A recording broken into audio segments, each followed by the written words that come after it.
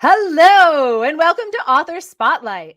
I'm Rachel Barenbaum, author of A Bend in the Stars and the forthcoming novel Atomic Anna. And today I am so excited to introduce you to the one and only Clare Chambers. Coming all the way from London, coming to us from London. I'm so excited. I'm going to tell you about her brand new book. We were just talking about this gorgeous cover, Small Pleasures, right here. So who is Clare? Clare Chambers has written 8 novels, including Learning to Swim, which was adapted as a radio foreplay, and In a Good Light, which was longlisted for the Whitbread Best Novel Prize. She lives with her family in Southeast London. And of course, this beauty, get a look at that cover. I love it. Was longlisted for the Women's Prize for Fiction. So she has so many accolades. She's so impressive. Clare, welcome to the show. Please tell me, what is your latest Small Pleasures? What is this book about? Well, Rachel, it's the story of a journalist investigating a virgin birth in the 1950s. She's a journalist on a local paper, and she's tasked with investigating this young woman who comes to the paper claiming that her 10-year-old daughter is the result of a virgin birth. And in the process of investigating this and getting to know the family, it sort of blows her rather arid existence wide open. And so there is a kind of miracle in the story, and the miracle is of the journalist Jean's reawakening, really. So just the way you said that, virgin birth, like without stumbling, without blinking, just sort of talk about, well, the book is about a virgin birth, right? That is exactly the tone of the book and why I loved it, because those 2 words, virgin birth, in and of themselves are pretty fantastic, right? Pretty amazing, hard hitting. And yet you say them so quietly, and they're written so quietly in this book. So can you talk a little bit about that idea? I mean, why did you decide that this is what you wanted to write about?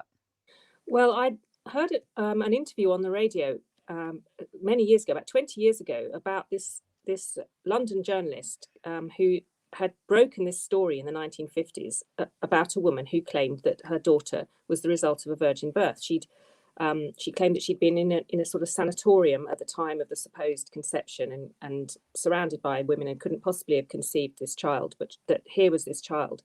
And so the paper ran a sort of competition to try and prove whether her case was true or false, and they subjected her to all manner of tests. Such tests as were available in the 1950s. I mean, if this was a modern story, it would be all done and dusted in an afternoon. It would, the DNA test would be done, and there'd be no mystery. But they only had blood tests and serum tests and skin grafts, and all of these kept coming back as proving that this child was a perfect match with the mother. So this was the sort of seed that got me interested in this story, and I thought, what a great kind of basis for a novel where you've got just enough science to almost corroborate her story, but just not quite. And I thought, I really want to. How do I tell this story? And I decided that I wanted to tell the story of the journalist investigating it and make it about her life, and how it intersects with the family at the heart of this mystery. And that it would be her investigation and her transformation that would be the miracle at the heart of this story.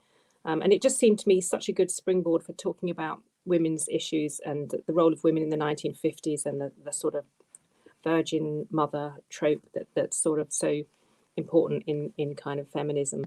And it just seemed too good an opportunity to pass up. And I couldn't even believe that someone hadn't already written it, really.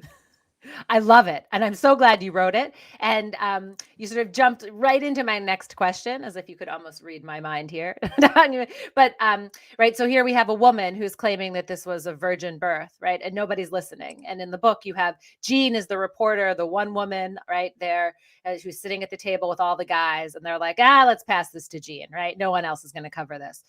And so often it is women are not heard, right? It's another woman who needs to step up and say, I hear you. I am going to look into this for you.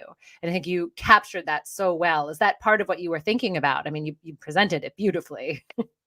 Yes, I had this idea that Jean would be temperamentally a skeptic. And although the men at the table, the other male journalists were, it's women's stuff, you do it, Jean.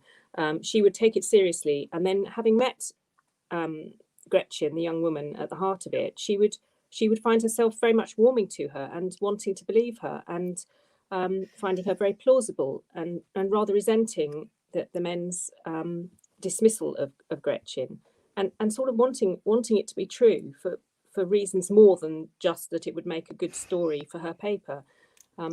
So she's sort of acting against herself in that she feels obliged to dig and dig to try and get to the bottom of it, while all the time getting closer and closer to Gretchen and her husband and the little girl, and the various kind of weaknesses and shortcomings in her own life are sort of cruelly exposed by her meeting with this apparently perfect family. Right, except for the virgin birth, the unknown father. But this idea of it takes a woman to hear a woman, I just loved. And I love that you made that at the heart of the book.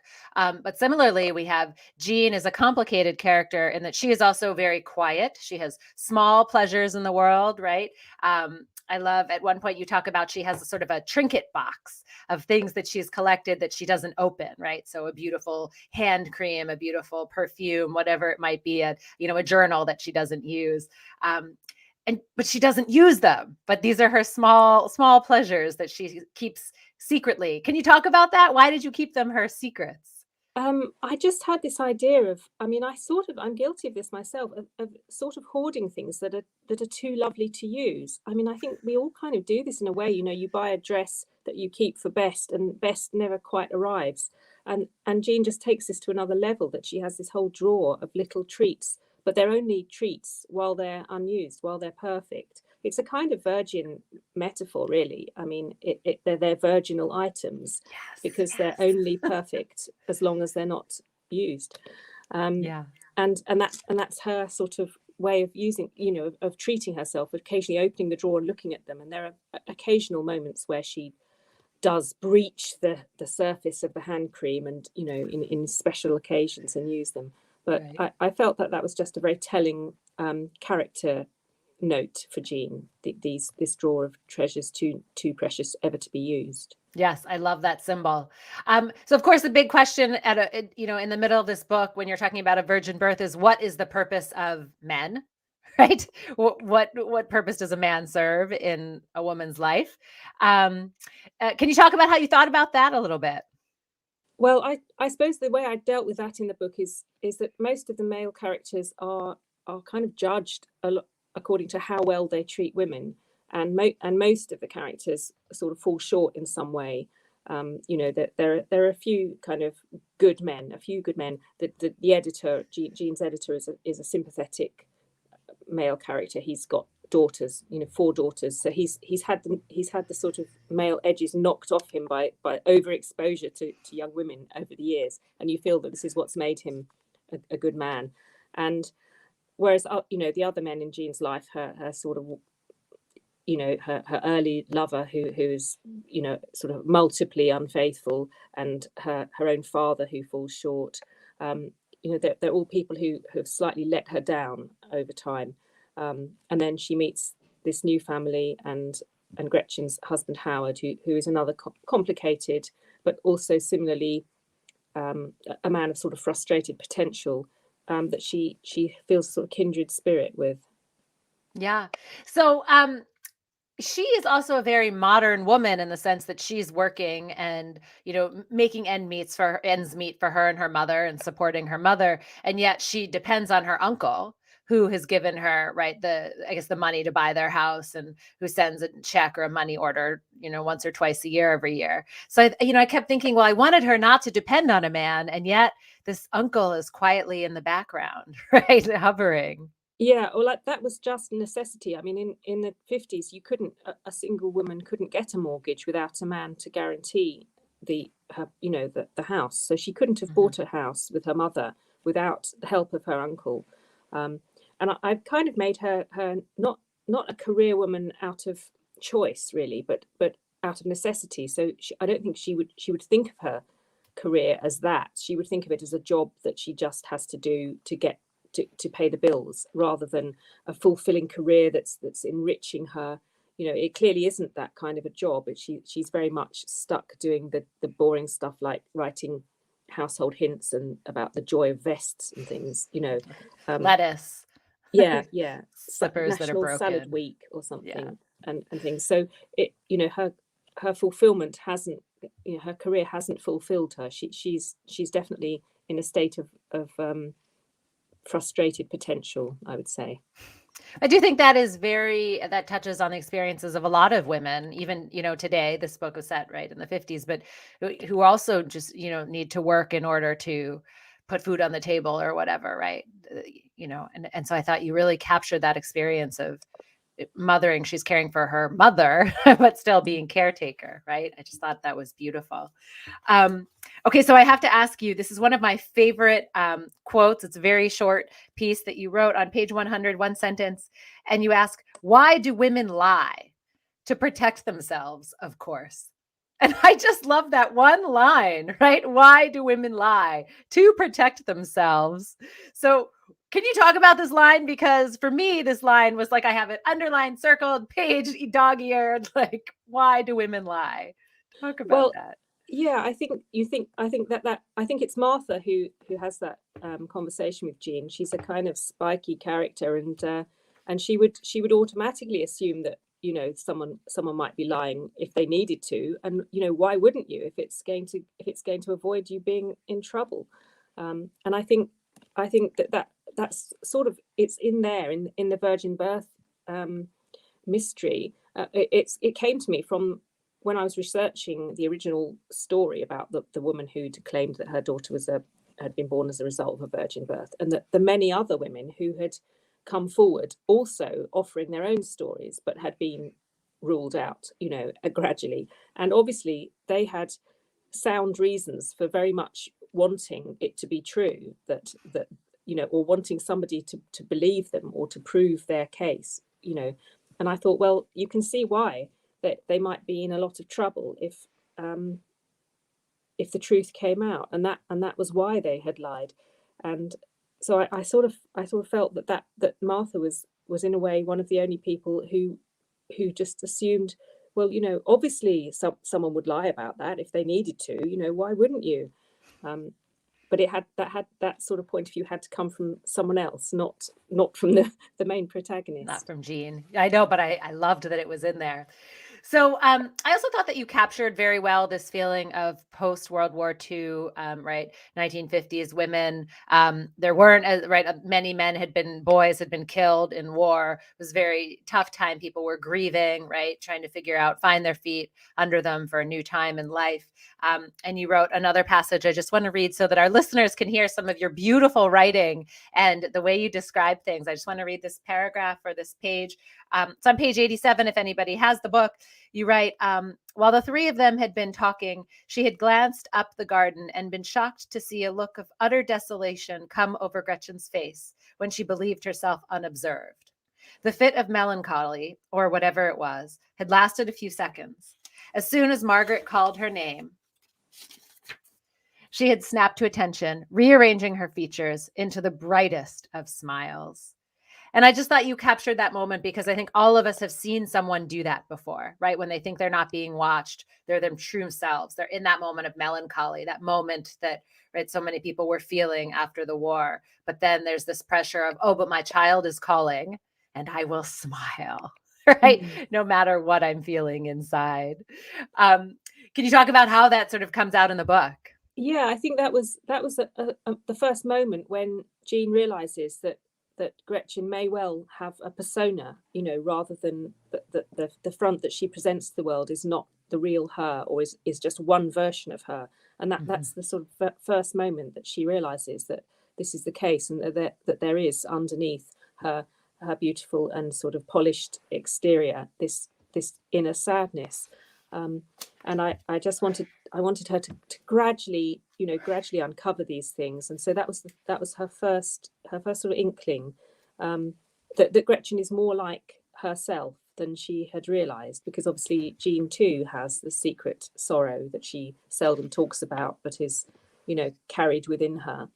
And I think it's just very, very true that we maybe especially women are good at putting on a happy face to make other people feel comfortable, and it's just something that you're taught, you know, to do, to smile, you know, cheer up, don't look so miserable, sort of thing. And so I just wanted that to be just a moment that that just kind of like a little crack in reality where Jean sees through to some sort of truth, but she can't quite grasp what it is. Mm-hmm. I think that, yeah, girls are taught that at a very young age, to smile and wear a pretty dress and right, show up. And you did it. It's so quiet. The book is so quiet and yet devastating, right? Because that paragraph is in there and you capture that moment so clearly and so beautifully. And it is that quiet moment when you think that nobody's looking and actually they are. So I really wanted to bring that out. So another thing that I would love to hear you talk about is you talk about the unofficial aunt, right? So this question of, are you going to be a mother or an aunt, or what is your, I guess, presence in the universe in life as a grown woman? Do you have to be a mother? Can you talk about that juxtaposition and how you thought about it in the book? Yeah, I thought that obviously Jean's attachment to the family and her attraction to Margaret is a sort of result of her own past and her sort of sadness about not being a mother herself and her lack of role, and the fact that her sister lives overseas and so she doesn't see her own nephew and niece, and you know, so even that role is slightly taken away from her, and so I felt that this was I think this was something that was quite common in, you know, post-war, when there was a sort of surplus of women, that people, you know, just sort of had more of an involvement in other families' lives as a sort of maiden aunt type. And people, you know, we used to call people auntie when they weren't our aunties, if they were unmarried women of a certain age. You know, that was the polite sort of form of address. And I just like the idea of Jean gradually infiltrating this family, ostensibly as a helper, as a sort of, you know, free childcare, a sort of mentor to the little girl. But there's also something slightly more self-serving about it as well, as becomes apparent. So that was really how that idea came to me. Yeah, it's great. Well, because it really gets to the heart of motherhood also. Can Jean be a mother? I mean, I don't want to give too much away, but there is this question of, you know, choices that she's made, things that have happened to her, right, without choosing. Um, and can you talk about maybe a little bit about how you thought about motherhood for Jean? I don't want to give too much away with the abortion. Yeah, you know, without giving too much away, I feel that she feels this lack in herself, that she's, because also she spends an awful lot of time being a daughter, and being the daughter, the dutiful daughter of a demanding mother, is sort of is kind of taking from her but not giving. And there are these poignant moments where she looks at Margaret's little white socks and her shoes with the shoe polish that's gone onto her socks, and she remembers her mother polishing her own shoes when she was a child, and she realizes she'll never do that for anyone. She'll never get the shoe polish and the rags out on a Sunday night and polish up shoes for the morning.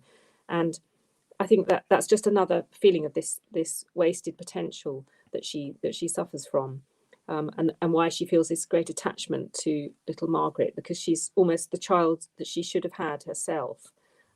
It's sort of very clear that that's how she identifies her. And gradually she sort of has more and more influence over Margaret. So yeah, so that was really how that kind of evolved from Jean's need, and this parallel between Gretchen's life as a mother and Jean's life as a non-mother, and how one tries to sort of almost as an interloper take over. Like the buying of the rabbit, she gets a very sort of significant gift for Margaret, the sort of thing that maybe should come from a parent, but she takes it on herself to give, and she's almost interposing herself into the maternal role, Yeah. and even feels almost maternal feelings for the rabbit, almost can hardly bear to give it away because it's so nice and cuddly, you know. Right. The weight and the warmth in her lap, I think you talk Yeah, about, right? yeah. Like sitting there. Yeah. I mean, that was the other thing, is she definitely, I don't know, there were these quiet things that she did, like buying the rabbit for Margaret, that were actually very loud. And I almost wanted her to get up and scream or like run across the grass, like, I got you a rabbit. Yes. But you kept her so quiet. How did you do that? I mean, I would have wanted to yell it.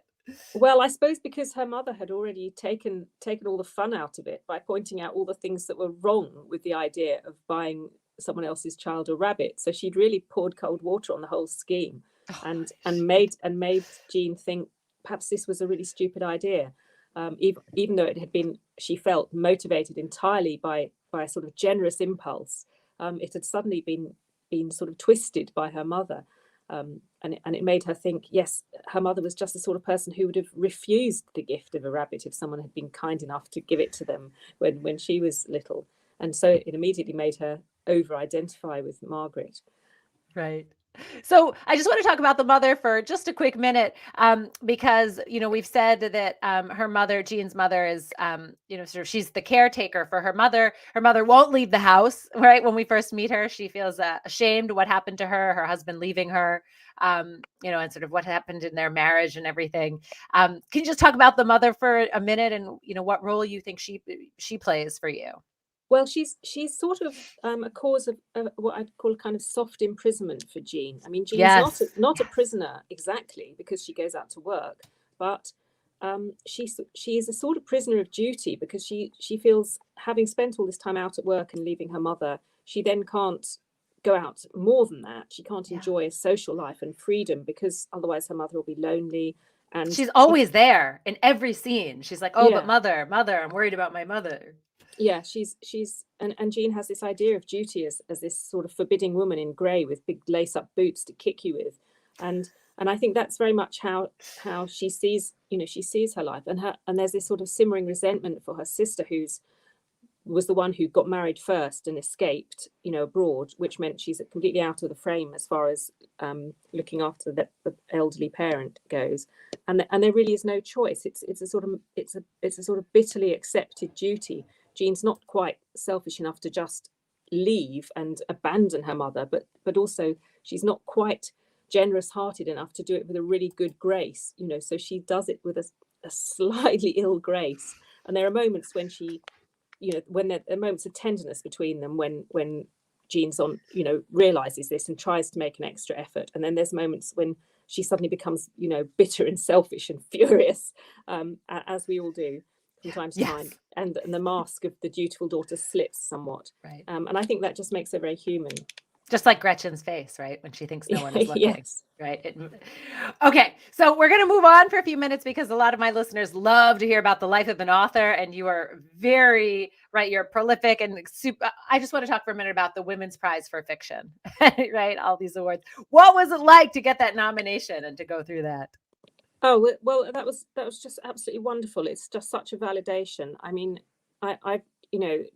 this is sort of it's not exactly a rags to riches story, but I've certainly had about 10 years in the publishing wilderness where I really struggled to get published. I had a sort of terrible kind of writer's block. I didn't, I spent 5 years writing something which didn't get anywhere, and then I had to start again. And I really felt, that at the age of 50, I probably would never be published again, and that publishing was a young woman's game or a young person's game, and that all the editors were half my age, and you feel as though your bad track record is going to count against you. So when I wrote this book and I had several publishers interested in it, I suddenly thought, actually, no, it's not all bad news. The industry is not completely fixated on debuts and youth. There is room for all sorts of different voices in publishing, and then to get this nomination, which has a kind of literary kind of imprimatur, if that's the word, I just felt that it's kind of really validated my choice to keep going and to keep writing when it would have been maybe easier or wiser to just think, look, just put down your pen and stop it. So I really felt kind of happy and really, really pleased and delighted, and I never expected that to happen or to get that far, and it just brought the book to the attention of more people who might enjoy it, which is all you can ask for, really, from the whole publishing thing. Thank you so much for sharing that. I really appreciate it, because I think so many people it's easy to look at this book and to look at your bio and to think, well, this woman, Claire is super, established, fantastic, successful writer. And it can imagine that your whole career has been successful. So for you to share that it has been a struggle is so special for us to hear. So thank you. Can you talk a little bit more about what's been the hardest part? I mean, you said you had, writer's block. I can't even imagine. This book is so beautiful. Like, well, I spent 4 years writing a book, which I thought was going well. And every time I went back and looked at a page or so, I'd think, yeah, that's fine. The writing's good. But it just wasn't cohering, and it didn't have a really good plot. It had lots of subplots, but no plot. And so although I was, bitterly disappointed when my old publisher turned it down, I wasn't completely in my heart surprised. But at the same time, I didn't quite know what I'd done wrong, what I'd done differently from all my other books, which had worked well. So it was very difficult to then start again and trust your judgment and trust that you're not going to make the same mistake again. I think that was what was causing the block, the fear of just repeating the same mistake. So how did you change your direction? How did you get back on there? Well, I got a new agent who was enthusiastic about the virgin birth idea, and she sort of gave me permission to do things differently. When my previous books were always fairly funny, they were kind of romantic comedies, I suppose, and she sort of gave me permission not to try and be funny. She said, you don't have to be funny, you can just tell the story if you want, do something differently. And that was a sort of huge weight off my back, because I felt that the virgin birth story at heart it had a sort of melancholy about it and a sadness, and I couldn't really see how it could be framed as a comedy. So that kind of gave me permission to do something different. And then I decided that to stop myself falling into this trap of just writing for years and years and not achieving, I would plot the whole thing out carefully before I even started, so that I wouldn't be blundering around in this sort of Bermuda Triangle that you get in the middle of a book if you haven't plotted it. And that worked really well. Once I'd ironed out all the kind of plot wrinkles, the writing then flowed much more easily. So it was just doing something different. Don't keep doing what has not worked. Do something different, and that really worked for me. And I think I found a better way of working now. I love that the new agent also was that helpful. Yeah. You just need somebody you haven't, whose enthusiasm you haven't already exhausted. Somebody new who you haven't worn out. Well said. Well said. So I ask every author who comes on my show, because my listeners love to hear this, what advice do you have for new writers or people just starting out? Well, I suppose it's what I've been saying. I suppose my advice is, it's a long game. Writing is a long game, and don't expect results quickly. When I sit down to write, I don't sit down and think, oh, I've got to write a book. I've got to write a book. I've got to write a book. I just sit and think I've got to write a really good page. And if I write a really good page every day, at the end of a year or two, I'll have a really good book. So I just try to think of it in very small, deliverable chunks of achievement, rather than trying to focus on the far distant goal. It just helps to have a near goal. And then I always say to people, just the only thing that's kept me going over the years is this combination of short-term pessimism and long-term optimism. I've always sort of thought with every book, well, this will just, this won't get anywhere, but eventually it'll all come good. And I think if you can keep those two competing thoughts in your mind, it just stops you from going mad. Because and it's kind of paid off in my case. After 30 years of justifiable pessimism, my long-term optimism has paid off, and now things are slightly turning my way. Definitely turning your way, more than slightly. I think that's amazing advice, to take it in smaller chunks as opposed to I have to write the whole book. That is so helpful. Claire, thank you so much for your time. I have absolutely loved talking to you today. I love Small Pleasures. For those of you who haven't read the book yet, go out and buy a copy now. Read it over the holidays if you have time. Claire, thank you for joining me. May you sell many, many copies. Thank you very much for having me, Rachel. It's been an absolute pleasure.